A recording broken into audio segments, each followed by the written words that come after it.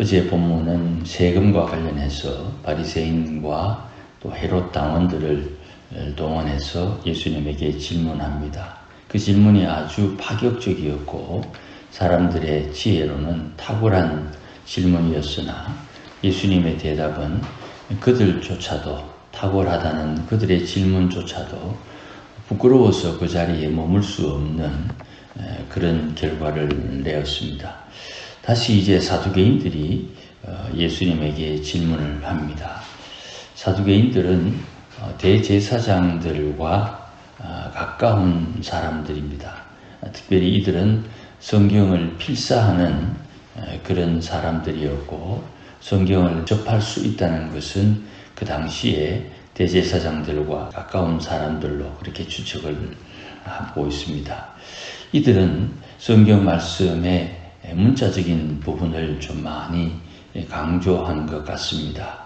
그래서 자기들의 합리적인, 자기들의 논리에 어긋나는 것을 과감하게 버리고 자기들이 이해할 수 있는 범위에서 하나님의 말씀을 이해하고 가르친 것 같습니다. 그 내용들이 오늘 본문에 등장합니다.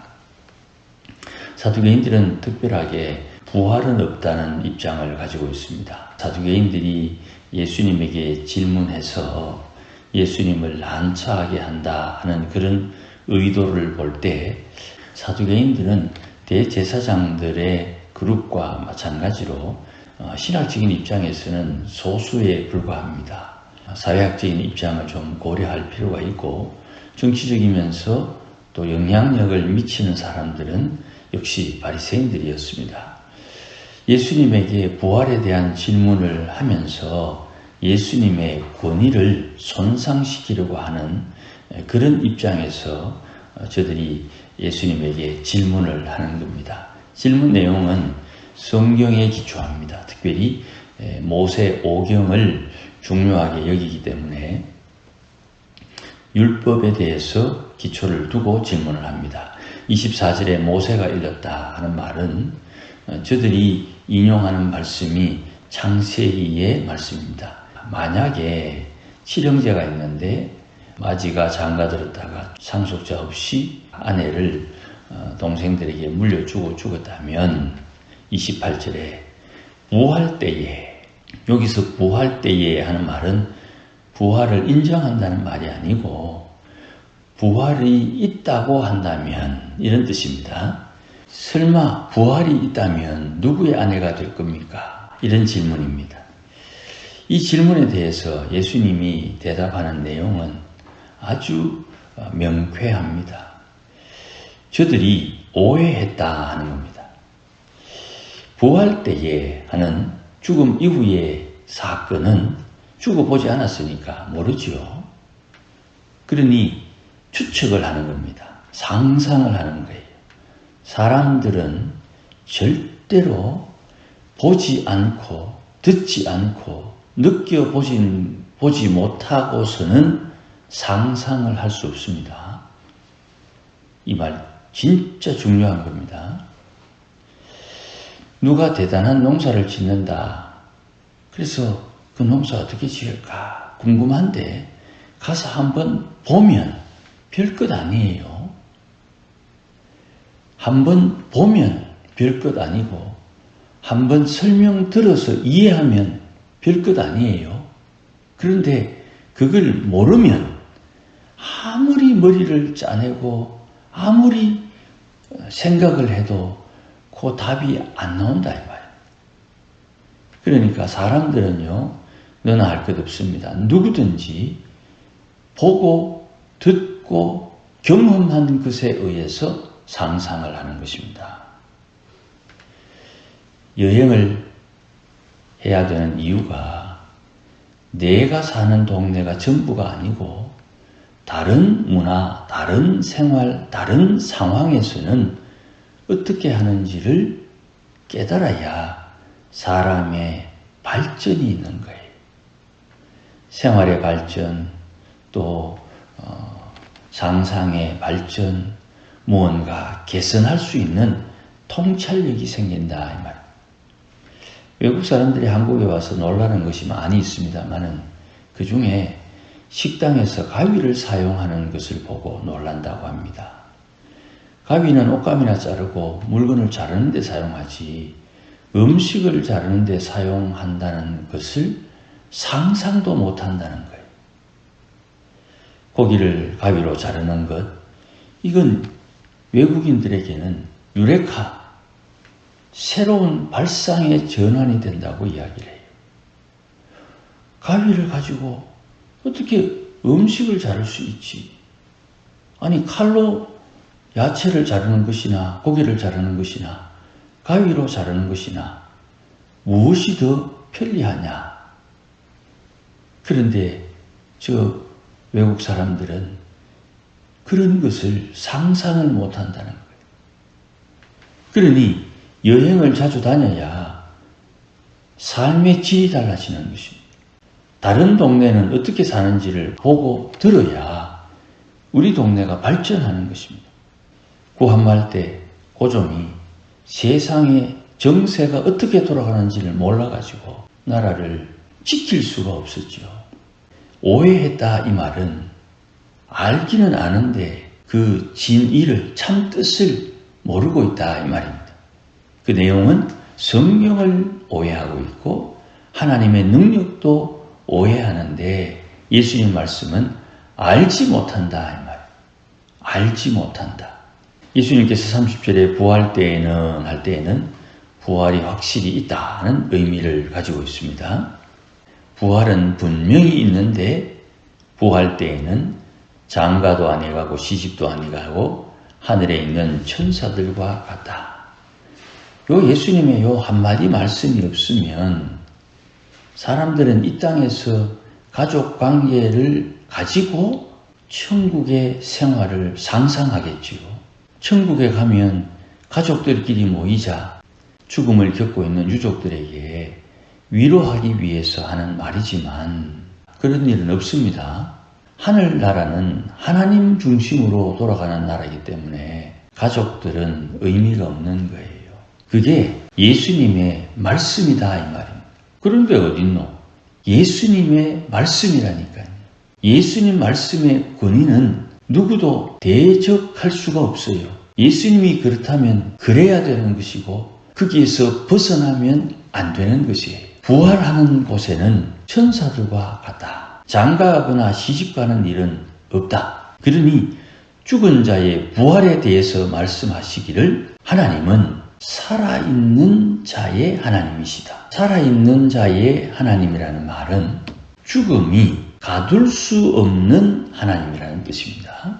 죽음 뒤에 새로운 세계가 있다는 것은 사람이 인정해야 됩니다. 그것은 살아있는 하나님에 의해서 유지되고 살아있는 하나님에 의해서 통치되는 세계가 되는 겁니다. 그래서 성도에게는 살아계신 하나님 앞에 설 때에 그 하나님이 이 땅에서 살아온 내 삶을 어떻게 평가하시는가 여기에 모든 관심이 주어지게 되는 것입니다. 주님께서 우리를 어떻게 평가하느냐 그 평가의 기준은 어차피 죽을 몸, 어차피 썩어질 몸을 입고 살면서 다음 세계 하나님 앞에서 받을 상급을 어떻게 준비하느냐 이게 지혜가 되는 것이고 하나님을 바로 아는 자의 행실이 된다 이 말입니다. 주님이 어떻게 평가하느냐 이걸 염두에 두고 찢고 뽑고 싸워야 된다 이 말입니다. 잘못하면 회개하고 잘하면 겸손하게 감사하고 잘하고 못하고 찢고 뽑고 하는 그 일이 주님 말씀에 내 멍에를 메고 겸손과 온유함을 배우는 여기에 뜻이 정해져야 된다 이 말이에요. 우리가 겪는 최근의 어떤 일을 각자의 관심에 있는 일이 다 다르니까 지금 골치 아픈 일이 있다면 그 골치 아픈 일을 대하는 내가 주의 멍에를 메고 겸손함과 온유함을 배우는 기회로 사용하느냐 않느냐 이게 하나님 앞에 나중에 어떻게 평가받느냐의 기준이 된다 이 말이에요. 몰라서 그랬습니다. 그거 예수님한테 안 통합니다. 나는 알지 못했습니다. 그거 주님 앞에는 안 통하는 거예요. 주님께서 모르는 것을 가르쳐주기 위해서 그런 사건을 일으키실 수도 있는데 몰라서 못했다. 그거는 하나님 앞에 합당한 변명이 될 수가 없어요. 죽은 자의 하나님이 아니다 할 때 죽은 자의 하나님은 죽음으로 가둘 수 있는 하나님. 사람은 죽음을 두려워하죠. 죽음을 두려워하는 사람은 죽음에 갇힌 사람. 하나님을 죽음으로 가두려고 하는 것 불가능합니다. 그래서 죽음 안에 있는 자가 죽음 밖에 있는 세상을 이해할 수 없는 거예요. 무지몽매하면 안 됩니다. 모르는 것이 자랑이 아닙니다. 어쩌면 모르는 것은 게으름일 수도 있습니다. 서울에서 목회할 때 그 한글 모르는 것이 한이 되어가지고 이런 중반에 성경을 읽자 하면 성경을 읽지 못하니까 한글 배우러 다니던 분이 있었어요. 그를 알아야 그 다음을 알 수 있고 그렇게 배우는 것입니다. 보고 듣고 느끼면서 통찰력을 얻고 자기만의 생각과 자기만의 계획을 수립하고 추진하고 점검할 수 있는 그런 통찰력이 말을 통해서 배우게 되는 것입니다. 성경을 오해하면 하나님의 능력을 오해하는 것입니다.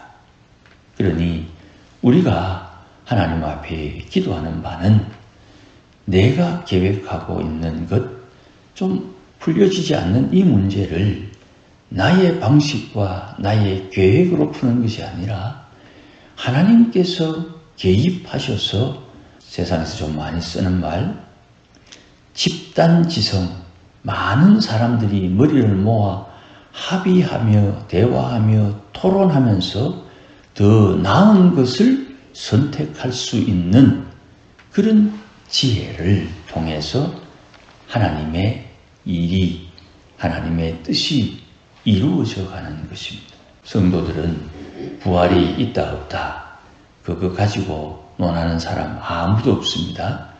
예수님 부활하셨기 때문에 부활은 있다 확정하고 부활을 대하게 되는 것이죠. 그 부활에 있어서 가장 중요한 것은 고린도전서 15장 빛의 옷을 입을 것. 누가 더 밝은 빛의 옷을 입을 것이냐? 누가 더 해와 같이 밝은 옷을 입을 것이냐? 그게 소망이에요. 그 밝은 빛의 옷을 입기 위해서 어찌해야 되느냐? 그것이 성도들의 관심이다 이 말입니다. 하나님의 교회는 하나님의 것이요. 하나님 앞에 우리가 순종하는 것을 배우는 학교가 되는 것입니다. 오늘도 성령의 지시함을 따라서 말씀을 깨우쳐 살아계신 하나님을 경험하는 지혜로운 성도들이 되어야 됩니다. 무리가 이 내용을 듣고 그의 가르침에 놀랬다 그랬습니다. 놀랄 수밖에 없지요. 니고데모에게 예수님 말씀하시기를 하늘에 올라가 보지 않고 하늘의 이야기를 할 수 없다. 인자 외에는 하늘에 올라간 자가 없다. 그랬으니 하늘의 이야기를 해주니 놀라야지요.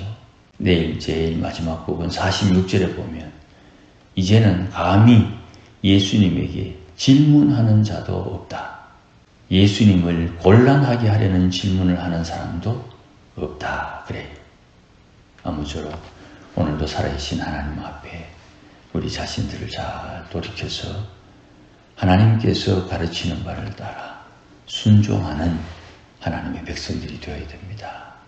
이런 은혜가 함께 하시기를 주의 이름으로 축복합니다. 기도하십시다. 하나님 아버지 고맙습니다. 주의 말씀을 듣고 주의 말씀이 깨우치는 바를 잘 배워서 하나님을 섬기는 지혜로운 백성들이 되게 해 주옵소서. 내가 하나님 앞에 열심을 내어서 내 방식과 내 행동과 내가 기뻐하는 나의 즐거움을 따라 주를 섬기는 자가 아니요 주님께서 말씀하시는 것에 내가 길들여지는 하나님의 사람들이 되도록 내 마음을 변화시켜 주시기를 원하오니 오늘도 하나님께서 내게 지우신 멍에를 메고 온유함을 따라 겸손함을 따라 주님을 배우며 주님께서 원하시는 것을 몸에 익힐 수 있도록 은혜를 다하여 주시옵소서.